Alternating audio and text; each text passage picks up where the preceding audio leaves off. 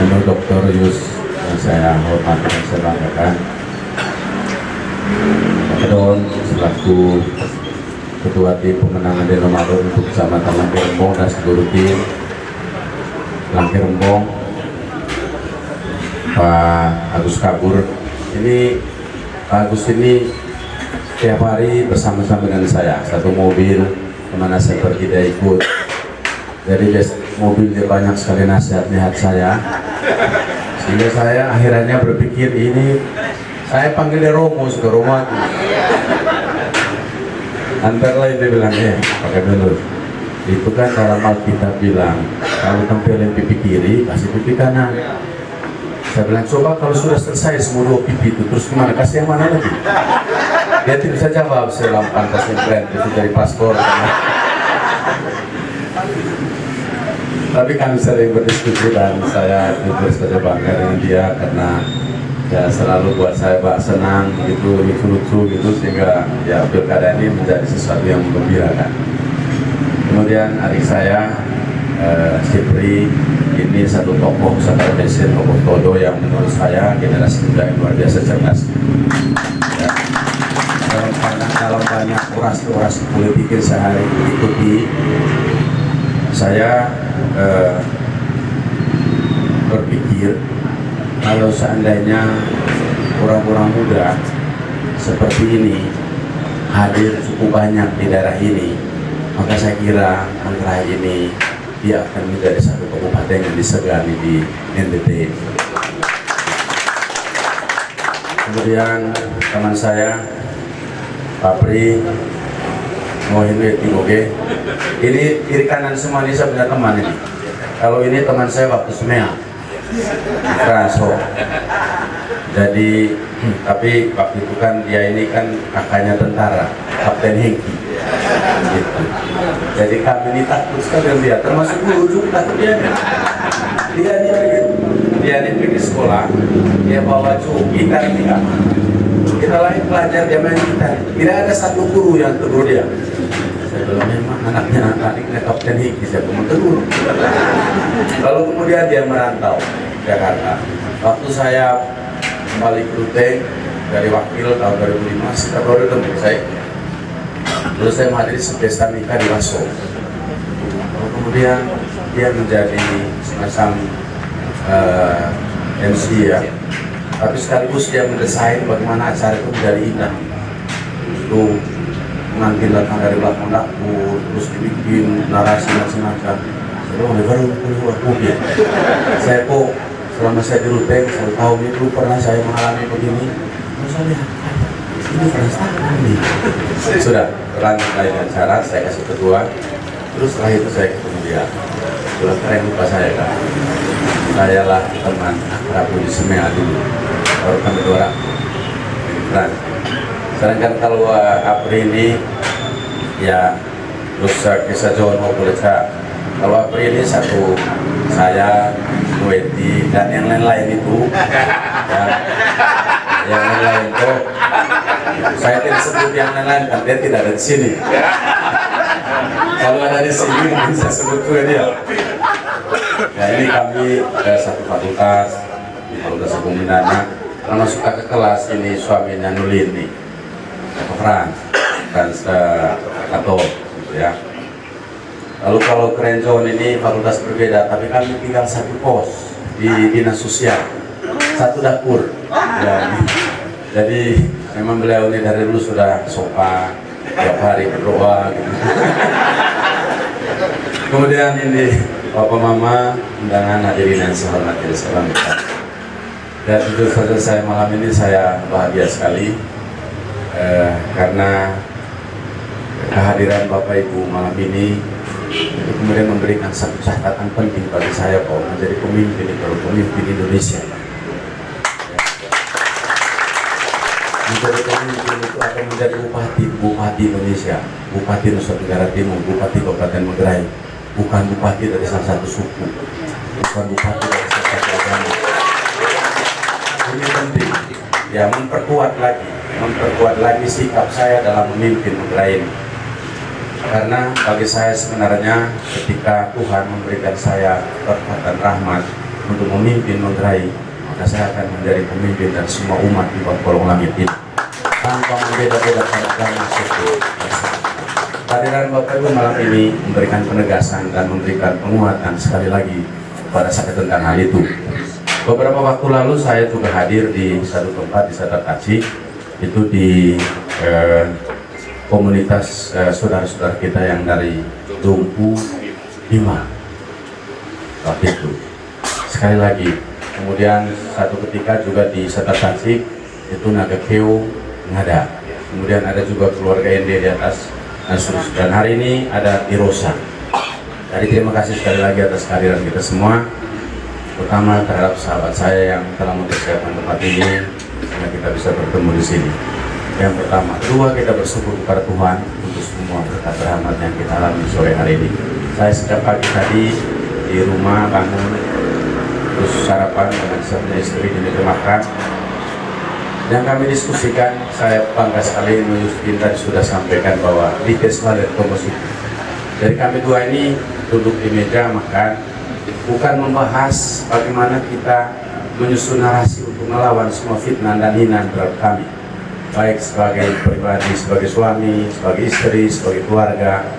Tapi kami bersepakat untuk bagaimana kita mensikapi. Nah, sikap dasar kami adalah kita serahkan kepada Tuhan saja. Biar Tuhan yang membalas. Karena bagi saya, yang istri datang Manggarai, mangabaheng sanggit pandai atau penai. Mangabaheng maksudnya itu ada hukuman bagi setiap perbuatan yang tidak baik. Mangabaheng sanggit pandai atau penai. Tapi manga berkata tentang sanggit pandai atau tidak. Itu yang kami sepakati, dan saya tadi ada penguatan lagi bahwa sudah itu saya jawab, dan memang selama ini saya tidak pernah peduli dengan itu, karena bagi saya memang barang itu tidak ada, saya tidak pernah melakukan hal itu, apa yang saya pusing kan gitu. Jadi saya santai saja, dan terima kasih untuk itu. Dan ini bagi saya sebenarnya juga berkat karunia yang saya alami, sehingga bagaimana saya harus mensikapi semua perjalanan politik ini sampai dengan tanggal 9 nanti dengan penuh iman dan akal sehat. Bapak Ibu dan saudara-saudara sekalian,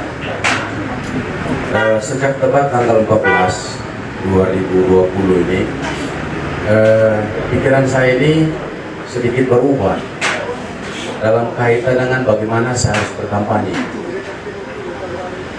Kalau sebelum debat, saya lebih banyak kemana-mana berkampanye, bercerita tentang apa yang saya sudah buat, apa yang sedang saya buat, dan apa yang akan saya buat di tahun depan. 70-80% itu, sedangkan yang lain-lain itu adalah himbauan dan seterusnya. Tapi setelah debat tanggal 14, saya lalu 14 ya, 14 November, pikiran saya berubahnya begini. Ternyata kampanye yang idealnya seperti yang saya sampaikan tadi, kita bicara soal konsep, program kegiatan, justru saya tidak banyak menemukan dalam Pilkada Manggarai. Justru yang terjadi di Pilkada Manggarai ini adalah bahwa ibarat kami di Fakultas Hukum itu, kalau kita merumuskan satu tuduhan tindak pidana kepada seseorang, maka semua susunan proses barang bukti itu harus kita siapkan. Contoh misalnya, ketika saya ini dituduh gagal, maka seluruh narasi, seluruh proses-proses politik itu kemudian diarahkan kepada upaya untuk bagaimana menunjukkan kegagalan itu.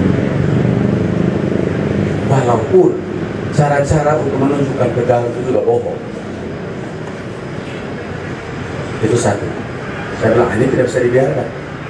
So, kalau ini terus dilakukan, maka kemudian masyarakat Manggarai juga ini, terutama di kampung-kampung, itu dia bisa juga terpengaruh, dia juga bisa percaya, karena setiap kali pernyataan berulang itu juga bisa dianggap ada dan benar.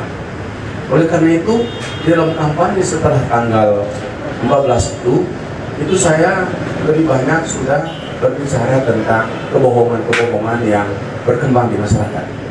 Dan kebohongan itu dimulai pada saat debat. Ya, bagi saya itu bohong, karena tidak sesuai dengan kenyataan. dan tidak mungkin itu bisa dilakukan. Contoh misalnya, pada saat saya tanya naikkan guru gaji komite, naikkan gaji guru komite itu 15 juta, 1,5 juta. Saya tahu posisi guru komite, tambah tenaga operator, tambah tenaga administrasi saat ini di Kabupaten Manggarai itu jumlahnya 3.681 orang. Kalau dikasih 1,5 juta, maka satu bulan itu 5,2 miliar. Dikali dengan 12 itu 66 miliar lebih. Pertanyaan saya, itu duitnya dari mana? Saya tahu postur APBD Kabupaten Manggarai belanja modal saja tidak pernah mencapai angka 300 miliar. Di belanja modal itu dibagi belanja barang dan jasa, belanja pegawai dan belanja langsung ya. Jadi belanja langsung kita itu tidak pernah mencapai angka 500 miliar. Lalu di situ ada belanja barang dan jasa, ada belanja modal, ada belanja pegawai. Khusus belanja modal sendiri itu tidak pernah mencapai yang paling tinggi 300 miliar lah. Menjadi aneh lagi ketika besoknya saya membaca sebuah media sosial, mereka mengatakan bahwa nanti uangnya itu akan diambil dari DAU, dan dari DAU itu belanja infrastruktur, dan dikurangi belanja infrastrukturnya untuk kemudian kita kasih tambahan penghasilan guru komite. Tapi di satu sisi saya pernah dengar juga dan pernah baca bahwa mereka punya kampanye itu mau supaya nanti selama 1 tahun seluruh infrastruktur jalan rusak di Kabupaten Manggarai ini diperbaiki. Saya tahu tentang berapa panjang jalan yang sekarang ini harus diperbaiki, berapa duit dibutuhkan. Loh, di satu sisi katanya mau perbaiki jalan 1 tahun selesai, tapi di sisi lain 66 miliar mau kasih tambahan penghasilan guru komite. Bahkan di 2020 ini belanja modal untuk jalan dan irigasi saja tidak sampai 90 miliar karena corona ini. Karena dana transfer dari Jakarta dikurang, tahun depan juga kurang. Dari mana duitnya? Ngomong yang kemudian yang tidak berhitung implikasi dan aktivitas macam-macam, menurut saya itu kan bohong. Kan begitu. Jadi saya tanya dari mana duitnya? Hitung-hitung tidak jawab juga. Kan begitu. Kemudian yang kedua,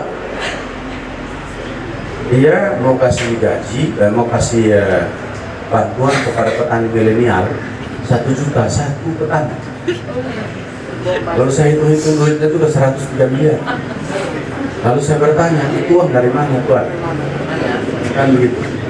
Dia bilang nanti perusahaan daerah itu akan ada investasi. Lalu dari investasi itu kemudian nanti hasilnya akan kita bagikan ke petani milenial. Saya bilang sabar dulu, jangan dulu omong investasi di PT MMI. Itu uang untuk investasi itu dari mana? Saya ini pemegang saham PT MMI, ya. Karena bupati ya, bukan sebagai pribadi. Karena undang-undang, ini perusahaan daerah pemegang sahamnya adalah bupati. Kalau misalnya perusahaan daerah mau melakukan investasi tahun depan, itu ada namanya rencana bisnis. Rencana bisnis itu harus disetujui oleh rapat umum pemegang saham. Saya ini pemegang saham. Tidak pernah kami rapat untuk rencana bisnis tahun 2021. Bagaimana mungkin ada investasi? Coba bayangkan Bapak Ibu. Ini mau jadi apa di daerah model begini?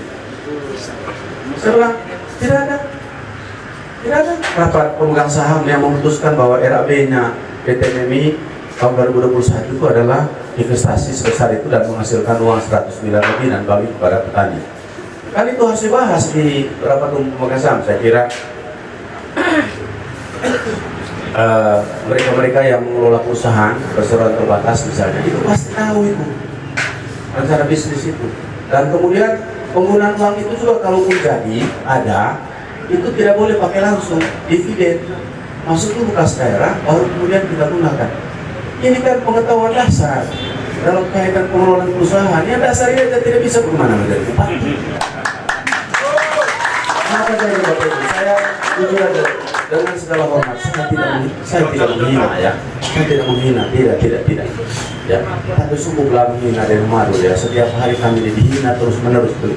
Sehingga pada waktu tertentu yang saya bilang sama Pak Agus, ini kualitas di kiri, di kanan ya, apa betul enggak? Salah pun dibuka. Jangan tidak bisa. Jadi kembali ke cerita itu tadi. Lalu saya bilang, dari mana duitnya? Nanti kita putar investasi dan seterusnya. Saya bilang, tidak ada. PT Mimi selama ini tidak pernah memberi untung pada daerah ini sampai 500, tidak sampai miliar lah. 100, 200, 300, setengah miliar tahun. Saya tidak tahu tercapai atau tidak. Bagaimana sampai 100 miliar lebih, itu dari mana ceritanya? Tidak bisa jawab juga. Lalu kemudian saya juga tanya kepada beliau, itu uang itu kalau mau sampai ke masyarakat, itu ada dia punya jalur. Ada bansos, ada hibah, ada program. Lalu kemudian itu kasih uang 1 juta itu nomenklaturnya apa? Kan kita kelola uang negara itu kasih pakai uang pribadi. Kapan mau beli pisang, keluar beli pisang. Kapan mau beli roti, kapan beli rokok.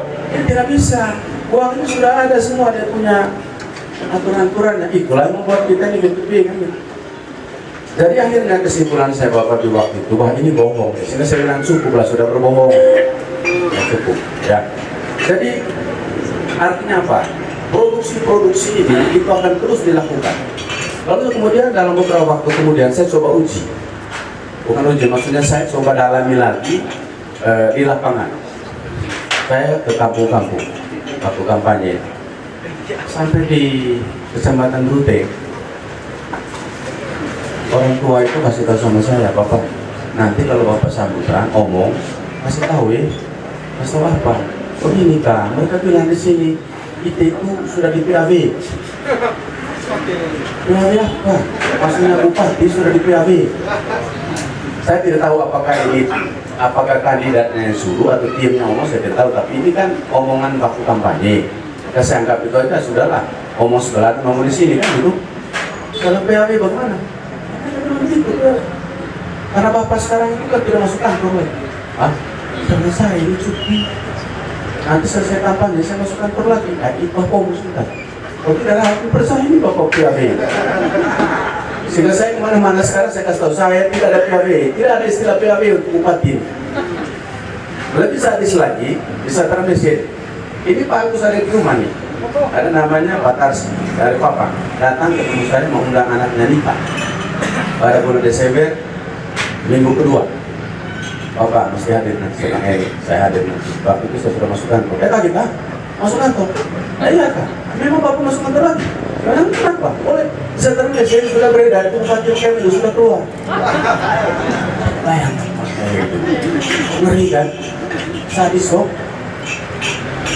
Nanti kan saya cuti gitu.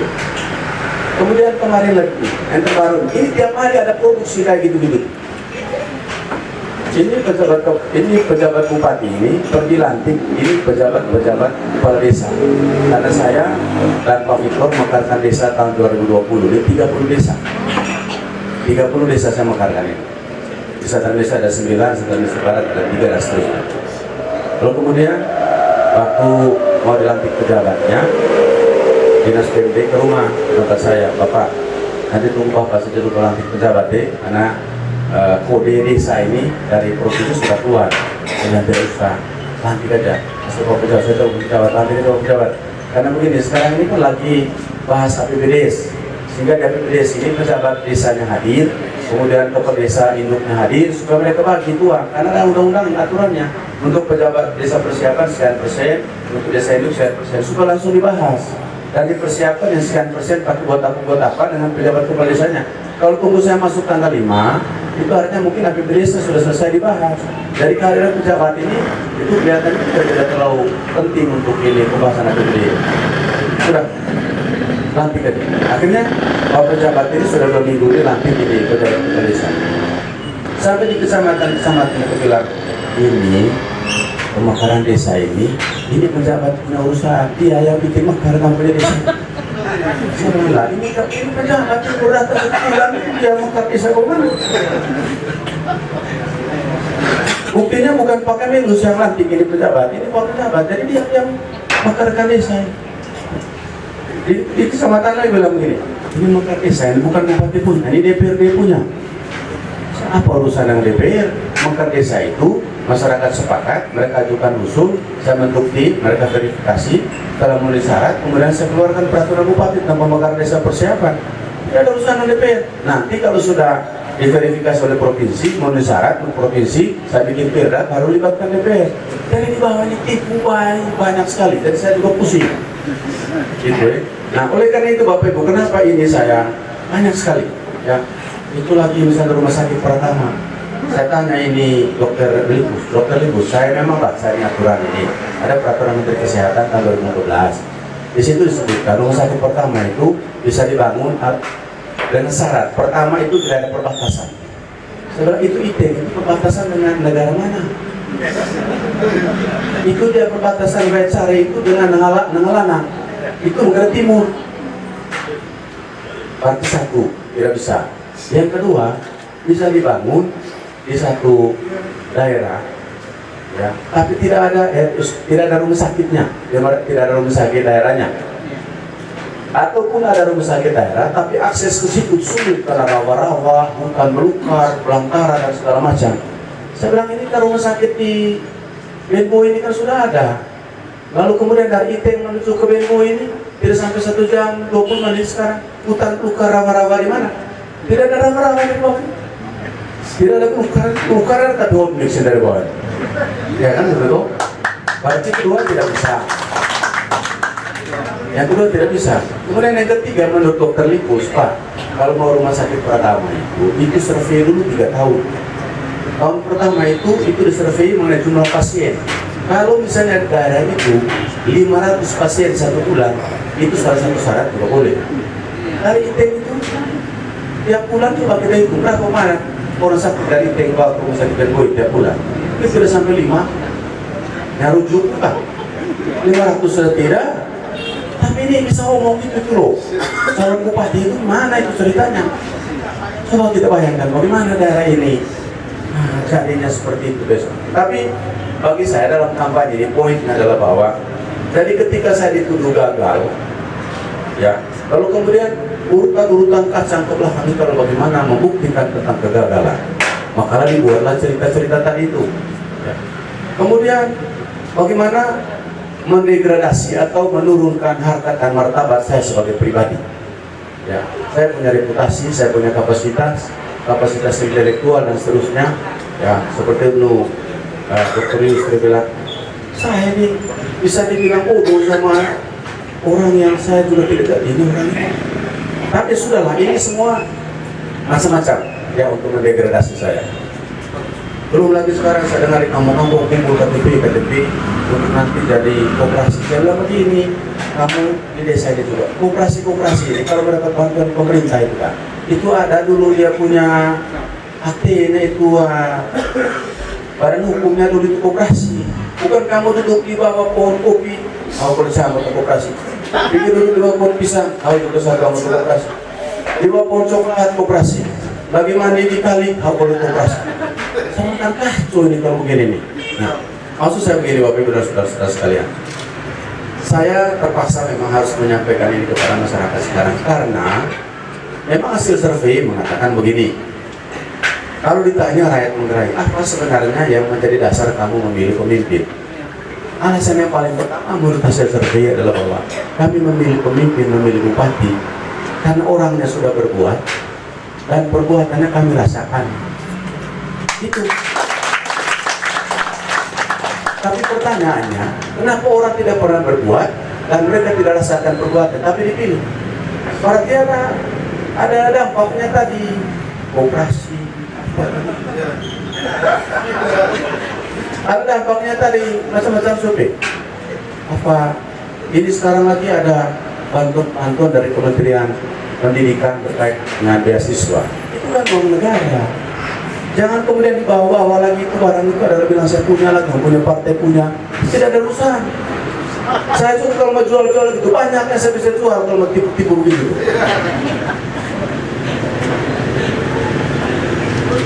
Maksud saya begini, kita yang hadir semua ini juga nanti ini kan menjadi semacam penceramah untuk orang-orang di sekitar kok. Itulah politik hari ini di Duteng. Kerjalah di proyek-proyek ini sekarang ini. Mereka bilang, itu proyek itu dikerjakan karena kami punya kampanye. Kalau kami tidak kampanye ini infrastruktur, mereka tidak kerja di proyek. Sebenarnya itu sebagai apa? Apa sebagainya? Oh hanya karena itu makanya saya kerja di proyek, tidak ada urusan. Kalau tahu tata kelola pemerintahan, semua yang dikerjakan pakai APBD tahun ini itu sudah direncanakan tahun 2019 pada bulan Desember. Selesai waktu itu. Bahwa prosesnya ini agak panjang, ya. Kenapa? Karena harus bikin panitia pengadaan dulu. Nah, yang bersertifikat di Menggerai ini terbatas. Kan untuk dari panitia pengadaan ini kan harus bersertifikat dulu. Nah, bagi-bagilah mereka ini. Ini kelompok ini, kelompok ini, kelompok ini. Sementara proyek ini ratusan. Sehingga selesaikan dulu ini, selesaikan itu, baru yang lain. Sehingga ya baru sekarang terjadi. Bukan karena ini menjalankan pilkada ini, makanya itu. Karena kami kampanye, makanya mereka huru-hara bikin supaya itu perbaiki jalan. Jadi maksud saya begini, ini sebenarnya apa ya? Tidak perlu dijawab sebenarnya. Tapi saya lihat tadi hasil survei karena sudah berbuat, lalu kemudian perbuatan kami sudah rasakan. Seperti tadi dibilang sama Pak Agus, itu Ibu Sedis namanya Pak Agus, saya hafal namanya. Saya tanya, Ibu pilih saya kenapa? Nah, Bapak, kami pilih Bapak. Dari saya tanya, Ibu nanti pilkada dulu pilih siapa ya? Dia bilang pilih Pak Deno Malik. Kenapa? Aku hoga, jojok, lontol, logo motor, kita toro, misalnya ngapa, anak salite. Lontol jojok itu masuk begini, duduk manis di atas motor, lalu kemudian sambil pangku itu terung buka. Begitu. Bahwa jual di geng dan dengan apa? Kemudian yang kedua dia bilang kami dulu pilih ambil di kali. Sekarang Bapak buka ya depan mata itu. Ada air keran. Kebetulan di situ ada program PDAM untuk masyarakat berpenghasilan rendah. Tapi belum berbuah. Tapi itu kok bisa dipilih? Itu alasan apa? Ya, memang ada alasan karena suku, karena saudara itu ya. Tapi apakah dia punya suku dan saudara semua dia di Menggerai ini? Tidak juga. Berarti ada faktor lain. Berarti ya efektif ini omong tadi yang begini-begini kasih naik guru komite 1 juta untuk ini apa namanya petani milenial gitu. Lalu begitu. Lalu kemudian rumah sakit pertama orang-orang Leo sudah merasa isi bangun di rumah sakit pertama besok di sini, ya kan begitu toh. Ada rumah sakit pertama di Riau yang kita bikin sekarang itu Puskes Marawatina. Bahkan dokter Pelipus Pak Bupati tidak bisa kita ini mau dagang orang sakit. Itu rumah sakit kita dagang orang sakit. Kita justru pegang sekarang itu puskesmas di mana-mana itu front line, front terdepan untuk kemudian mencegah kesehatan masyarakat preventif situ. Ke rumah sakit itu orang yang sudah tidak bisa ditolong lagi puskesmas. Jadi itulah Bapak Ibu dan oleh karena itu ini saya sampaikan. Jadi Bapak Ibu yang hadir di malam ini juga saya berpikir itu menjadi bahan untuk kemudian kita bisa bercerita kepada yang tadi Dr. Yus itu punya suami, punya istri 4-5 orang di mana-mana kita viralkan ini, termasuk ngomong yang begini-begini nih. Karena bukan tidak mungkin di kota ini juga akan melakukan hal yang sama.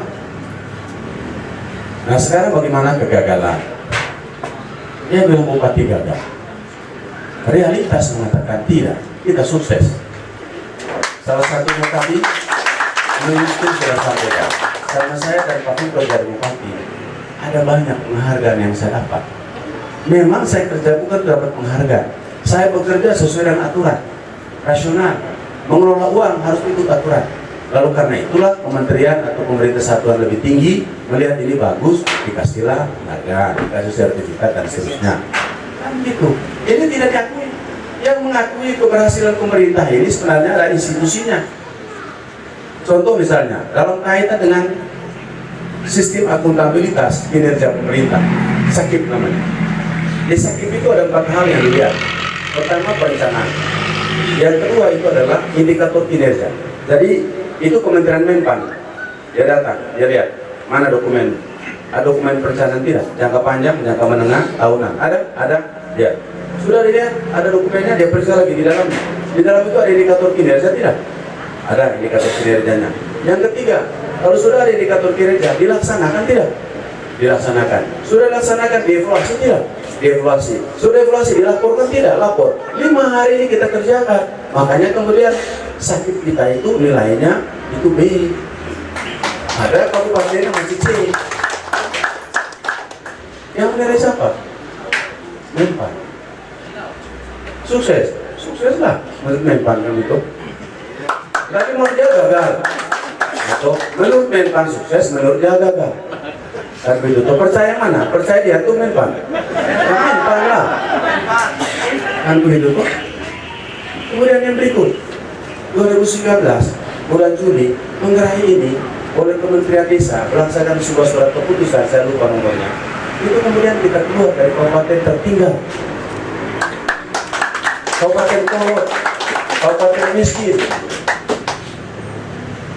Kenapa keluar? Pertama, ukuran-ukuran bersifat ekonomi. Pendapatan per kapita naik, produk domestik bruto naik, lalu kemudian kemiskinan turun. Yang nilai siapa? Kementerian Desa.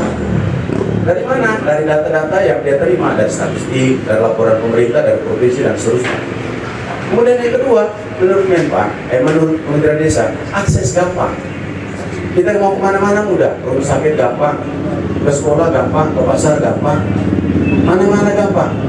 Orang dari kota ke desa gampang, desa kota gampang. Ikan di Riau itu bisa masuk sampai di kampung-kampung. Orang jual sayur juga sekarang dari kota sudah masuk desa-desa, mina-mina, kunti-kunti, bawang-bawang, serba 5.000, baju-baju, haju-haju, semua itu. Iya, akses mudah. Kemudian pengembangan SDM kita, menurut penilaian dari Menteri Desa, SDM kita meningkat, harapan hidup meningkat, lama sekolah meningkat, angka partisipasi mulai dari tingkat TK sampai dengan PAUD meningkat, sekarang sudah ada satu Paulus lagi, meningkat semua. Menurut penilaian Kementerian Desa, menurut ukuran-ukuran pemerintah. Lalu kemudian Kementerian Desa bilang sukses, dia bilang gagal. Mana kita percaya? Menteri Desa apa dia? Menteri Desa lah. Ya kan begitu toh. Tapi karena memang temanya adalah gagal, maka semua narasi ke belakang bukti-bukti itu adalah dalam rangka menuju kegagalan. Yang suksesnya tidak pusing, tidak pusing. Ini kan silahkan di pilkada di Manggarai model begini, gitu ya. Jadi kemudian apa lagi, Bapak Ibu? Saya sebut beberapa saja soal GTP tadi ya. GTP sudah ya selama ini kerja teman-teman, bukan semuanya bukan saya. Ya, Pak ini tahu. Ya, selama saya dari bupati, bagaimana kemudian kami ini kita sudah tahu jalan menuju ke GTP, roadmap namanya. Jalan menuju ke sana kita tahu. Ini harus kita kelola. Ini. Sudah tahu kita. Tinggal teman-teman, mari kita duduk-duduk. Ini yang kurang nih, ini yang kurang. Ya, kerjakan. Pakai target kan bisa. Dan saya tahu staf saya itu orang pintar-pintar semua. Bisa, yang penting kita sebagai pemimpinnya itu kan duduk sama-sama. Ini yang kurangi, ini yang tambah, ini bikin ini, bikin itu. Yang kerjakan beliau bukan saya. Hasilnya saya terima kan gitu. Nah buktinya apa? Tidak sampai 2 tahun setelah saya jadi bupati, langsung BTP laporan keuangan. BTP itu berhubungan apa? Ketaatan terhadap peraturan undang-undangan. Sistem pengawasan internalnya bagus. Lalu kemudian pengelolaan keuangan berdasarkan akuntansi keuangan negara. Dan nomenklatur semua tidak ada yang salah. Tidak ada yang bocor. Nah mereka pergi kampanye lagi di Uruan di sana. Hello, itu uang 1,4 triliun habis, tapi tidak ada bukti. Bisa APBD Manggarai tidak pernah 1,4 triliun, tidak ada. Yang ada 1,1. Ya toh, itu deh. Dari atas pokoknya tombol di mana. BTP sudah BTP dapat TOI lagi. Dikasih 39 miliar. Dari 39 miliar kita loh kemudian kita kasih tambahan penghasilan guru, pegawai, apa semua itu 19 miliar. Tinggal 30-nya yang kemudian 20-nya kita bangun jalan, jembatan, kemudian masyarakat dan seterusnya. 2020 BTP lagi. Dapat lagi hadiah 15 miliar. Karena turun 15 miliar, lalu kemudian mereka bilang gini, itu turun itu karena dia punya kinerja buruk. Saya bilang begini, kami tadi jujur di kampanye pilkada ini corona. Ya, penerimaan negara ini turun 40%, ekonomi ini, katanya kamu bilang ekonomi minus berapa persen begitu pertumbuhannya gitu. Jadi kalau pertumbuhan ekonomi minus, ya sumber keuangan negara juga morat-marit begitu. Bagaimana mau transfer ke daerah naik? Sehingga transfer kurang, maka insentifnya juga turun tinggi 15. Saya bilang mau 1 miliar, mau 2 miliar, tetap namanya insentif. Insentif itu terhadap prestasi. Bukan lihat prestasinya, lihat turunnya. Ini kan balik-balik semua nih. Ini pilkada ini, Bapak Ibu dan saudara-saudara sekalian. Jadi itu kurang lebih yang kita. Nah, tentu saja hal-hal lain yang tentu kita ke depan lah ya. Yang lain lagi, satu lagi yang saya perlu sampaikan soal prestasi ini. Jadi ketika kita mampu dan on the track, bagaimana kemudian kita punya program perluasan akses air minum untuk masyarakat perkotaan dan pedesaan. Lalu kemudian Kementerian Keuangan, Menteri PUPR di Jakarta itu kemudian memberikan kita penghargaan dulu, sertifikat dulu. Dan saya misalnya itu oleh Perpamsi itu dikasih sertifikat sebagai pembina PDAM terbaik di Indonesia. Lalu kemudian Tirta Komodo ini perusahaan daerah yang sehat, laporan keuangannya VTP semua, bagus-bagus malah. Nah karena begitu dari Kementerian Keuangan, Menteri PUPR, Bupati, yang melihat kamu punya program itu bagus loh, untuk perluasan air minum akses perkotaan dan pedesaan. Jadi kami kasih hibah, tapi syaratnya begini, kamu siapkan dulu uang di APBD, lalu kemudian berapapun uang itu di APBD, kemudian nanti kamu kerjakan sambung air bermasyarakat berpenghasilan rendah di kota kecamatan. Lalu kalau sudah selesai, BPK datang periksa, buat berita acara, saya ganti uangnya. Dan itu sampai 2021. 2021 itu kita dapat 15 miliar. 2020 10 miliar, kemarin 10 miliar, kemarin lainnya lagi 10 miliar. Pakai uang kita dulu. Lalu kemudian dia ganti. Sehingga kemudian di Kota Rubeng ini, itu hampir seluruhnya sekarang sudah terjangkau dengan pemasangan instalasi air minum gratis untuk masyarakat berpenghasilan rendah yang namanya MBR. Bukan cuma Ruteng saja, perluasan Langke Majok, Sibar Barat, sampai di Narang sana, di Iten dan seterusnya. Itu kan karena prestasi, itu kan karena sukses. Rakyat mengatakan kami merasakan, dia mengatakan gagal. Gitu. Ya saya bilang memang dia bukan rakyat ya, dia calon bupati sih. Gitu. Kalau rakyat pasti mengaku apa yang mereka alami. Jadi Bapak Ibu dan saudara-saudara sekalian, saya kira itu beberapa catatan-catatan yang mungkin perlu saya sampaikan untuk kita di kota ini, karena kadang-kadang orang kota ini menjadi referensi juga untuk orang-orang di kampung. Mereka tanya kita, Kak, so kita ini pilkada kota. Mungkin kalau kesempatan kita jelaskan seperti yang saya omongkan, di pilkada hoki. Gitu. Itu yang satu sisi. Sisi lain berkaitan program-program ke depan, saya kira upaya-upaya dan program-program saya dan Pak Victor ke depan ini itu tetap di dalam rangka untuk bagaimana menurunkan kemiskinan. Untuk infrastruktur tetap ya, itu tetap akan jadi prioritas kita ke depan. Kemudian infrastruktur macam-macam itu, infrastruktur jalan, infrastruktur bidang pendidikan, bidang kesehatan, bidang telekomunikasi. Bahkan dengan Menteri Kominfo pada bulan Juni yang lalu kami bertemu di Jakarta. Dia sudah janji bahwa untuk Kabupaten Manggarai nanti semua blank spot itu akan dipasang sinyal tower telkom, ya dipasang. Hanya karena mestinya 2020 dimulai, tapi karena masalah corona ini akhirnya memang itu ditunda. Sehingga nanti Manggarai ini itu 2022, 2023 itu sudah bebas, tidak ada lagi daerah yang tidak dijangkau oleh sinyal. Sehingga sudah bisa internet, SD juga sudah bisa dia internet, guru-guru juga bisa dan seterusnya. Jadi infrastruktur tetap akan menjadi prioritas bagi kita. Kesehatan, pendidikan, telekomunikasi, jalan, jembatan, irigasi itu tetap akan menjadi prioritas. Saya ini kan tinggal hitung saja dari yang ada sekarang itu jalan yang rusak berapa, kita punya duit berapa, kemudian tahun ini kita bikin berapa banyak. Nah yang penting adalah konsisten dalam perencanaannya. Itu bidang infrastruktur. Kemudian yang berikut dalam bidang kesehatan. Dalam bidang kesehatan itu juga tetap menjadi prioritas kita. Rumah sakit Benko ini sebenarnya dia berkembang seperti sekarang itu by design.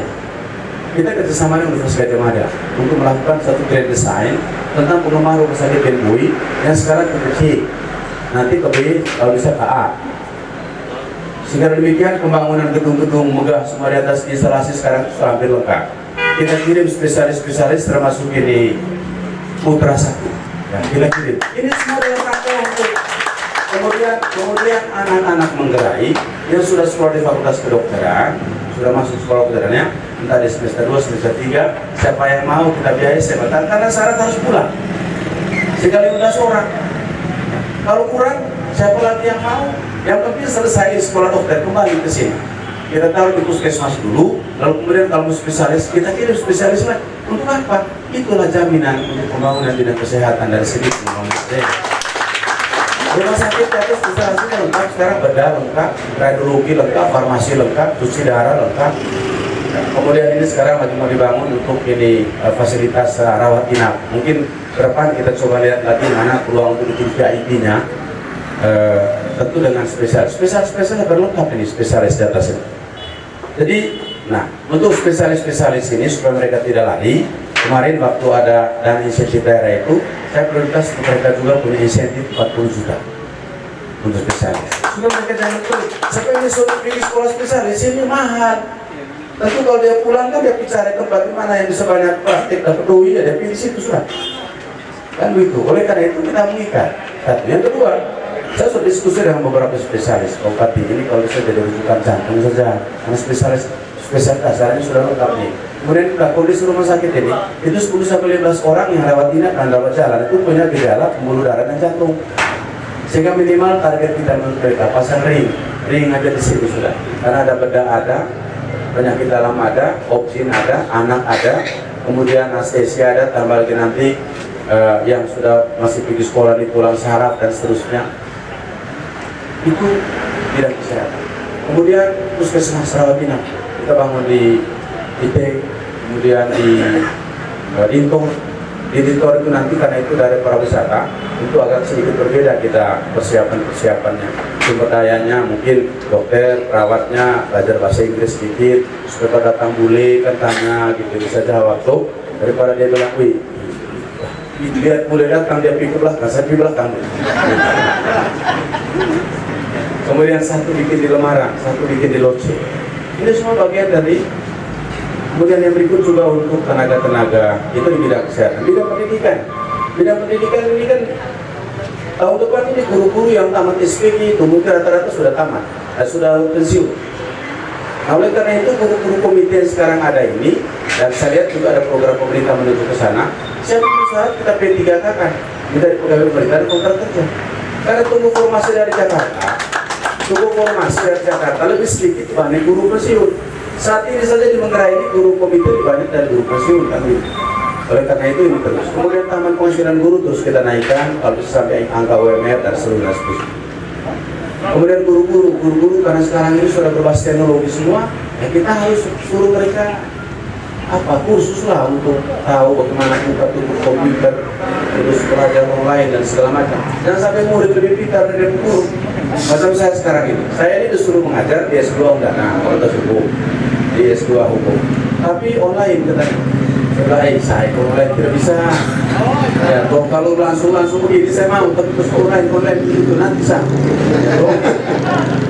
Karena saya tidak pernah punya riwayat untuk yang mengajar online itu contoh saya sendiri, saya sudah tahu kurang lebih seperti itu bidang.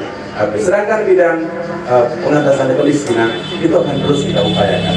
Karena kemiskinan berhubungan dengan rumah, berhubungan listrik, berhubungan dengan MCK, berhubungan dengan infrastruktur, berhubungan pendapatan, kita akan berat.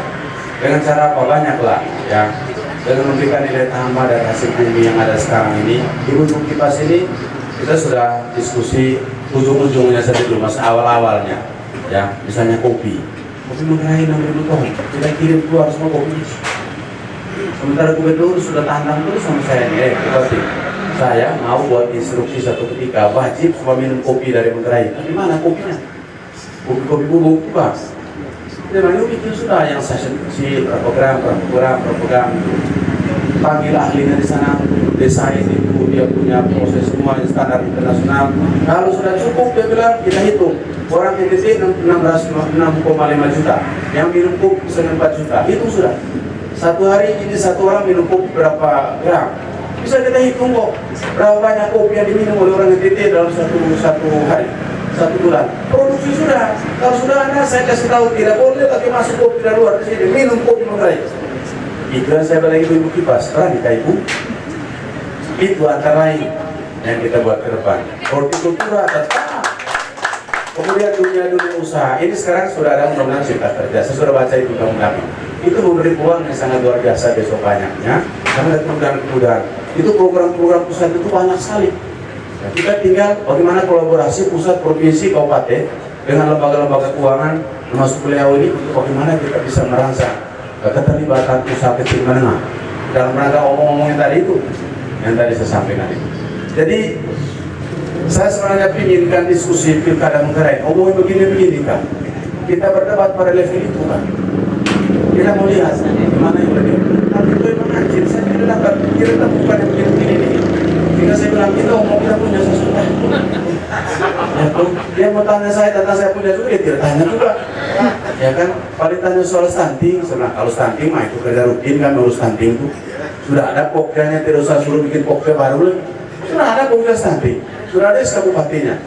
Ya, ada yang penanganan, ya, kasih makan, susu, isi, nah, tapi ada juga yang tidak hubungan kesehatan, air minumnya kita perbaiki. Sehingga program-program pasang air minum gratis, bantuan desa-desa untuk air minum itu saya prioritas kepada keluarga-keluarga yang ada stunting anaknya. Begitu juga bantuan-bantuan ayam, telur, babi, apa itu kasih keluarga-keluarga yang stunting. Saya lagi itu saya sudah dalam, ada di kita perlu pikir besar sekali karena memang sudah kerja hari-hari saya. Jadi kok para wisata, ya, para wisata saya sudah mau bikin festival kemarin, 7 festival, tentang corona, tidak jadi. Kan gitu. Lalu kemudian dia bilang bikin lagi festival, tidak bisa. Itu kalau bisa ini sekarang itu Gubernur DKI dipanggil Polda Metro Jaya karena kumpul-kumpul gitu. Tapi dia bilang bikin saja, jangan corona supaya tidak bisa, saya tidak mau. Ya, kok kalau saya bilang seperti Anda itu dibawa. Kalau mau bikin apa? Tidak pernah saya temukan ada grand design pengembangan para wisata lawan poros ini di mana dalam kota Manggarai dan itu penting bahkan musuh strategi kebijakan kelompok tidak ada. Itu dari upah tidur baru buat. Selagi begitu itu mesti buat juga. Jadi bagi saya kira begitu. Jadi Bapak Ibu, kenapa ini saya bicara banyak di sini karena saya berharap kali hoki pasti bodoh. Kita kelola tahu nih, saya kata mati hormat seperti ini. Oh para saya, baik, ya, gitu. Jadi kurang lebih seperti itulah. Sehingga kemudian saya tetap berharap bagaimana kemudian kita semua bisa menjadi speaker untuk dari waktu yang tersisa ke depan. Satu. Kemudian yang kedua, saya bahagia sekali karena ternyata saya adalah Victor dan seluruh tim Bapak Kedon ini pelibatan dari Tirosa luar biasa sekali. Itu juga memperkuat kemenangan kita.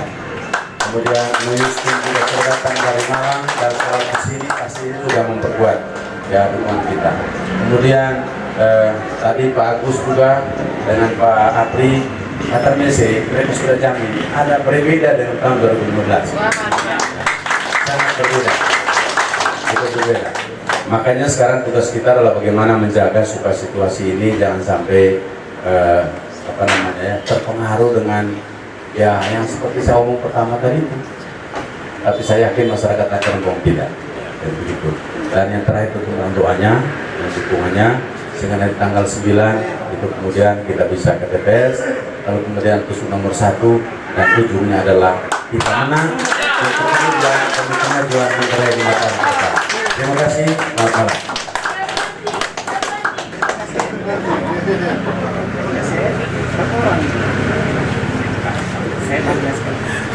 Pak Bupati, sebenarnya saya kepingin istirahat setelah mengabdi kurang lebih 30-an tahun. Tetapi terpanggil saya secara moral karena Pak dibully oleh orang lain. Saya yang selama ini bersama Pak Bupati, menemani Pak Bupati untuk bekerja yang sangat luar biasa, yang prestisius itu untuk Manggarai. Tapi saya bangga begini, Pak Bupati mengajarkan kita bahwa kalau kita mendapat insentif itu dari satu prestasi kerja. Jadi bukan ngende terhadap Manggarai, bukan minta, mengemis, bukan prestasi. Oke. Oleh karena itu saya sebagai teman, saya terpanggil dan saya mau bilang begini, oleh daripada Pak Bupati dibully, Lebih baik tadi usai istirahat, bantu Pak Bupati. Kita sama, kita urus untuk Manggarai yang luar biasa. Bapak Ibu, ini cerita tentang teman ini. Saya ini juga bukan ahli Alkitab, tapi kan di sana ada satu tokoh namanya Yudas. Rasanya ada toh? Ini berteman kan ini, berteman. Jadi kemana-mana sama-sama, makan sama-sama, duduk sama-sama, pokoknya sama-sama lah. Lalu tiba-tiba satu ketika kan Yudas ini perlu uang. Uang, teman-temannya sendiri dijual. Memang saya tanya Pak Agus, coba jelas kepada saya, itu uang hasil jual temannya Yudas itu pakai buat apa? Karena saya tidak tahu, tidak pernah baca gitu. Apakah beli tanah, beli rumah, bayar kredit, atau mungkin juga saya patola eta ulu ketika aku sagar pagi saya kurung kawin TV baru. Ya. Jadi saya bilang memang tokoh-tokoh yang sudah ditulis di dalam Alkitab itu ternyata memang hadir pada setiap zaman, termasuk pada saat pilkada di Malaysia. Belum lagi Herodes. Ya. Herodes ini kan datang teman-temannya. Kamu kemana? Kami mau lihat ini ya. Ada yang lahir keturunan Daud. Aduh, boleh begini kak. Kalau kamu pulang singgah, kenapa saya mau pergi nanti? Supaya tahu jalannya. Tapi kan kita tahu apa yang ada dalam hatinya. Begitu pulang tahu saya mau bunuh dia. Apa ini manusia tidak punya integritas ini Herodes ini. Omongnya lain, pikirannya lain, buatnya lain. Itu kalian juga nih. Jadi kalau gabung Herodes dengan ini Yudas, aduh silahkan. Hadir lagi Pilatus, Pak. Hadir lagi Pilatus. Ada satu lagi Pilatus. Ya. Pilatus ini satu dia punya, bukan doang dia punya kuasa. Ya toh? Dia tahu ini tidak bersalah ini. Tapi di sana itu ada kekuasaan. Ini daripada ini kuasa ini hilang begitu, atau mungkin mau kuasa lagi begitu. Lebih serahkanin orang sudah. Tapi kan istrinya kan bisik, itu orang tidak bersalah. Kenapa kau jual dia? Dia bilang, oh dia, ini masalah politik.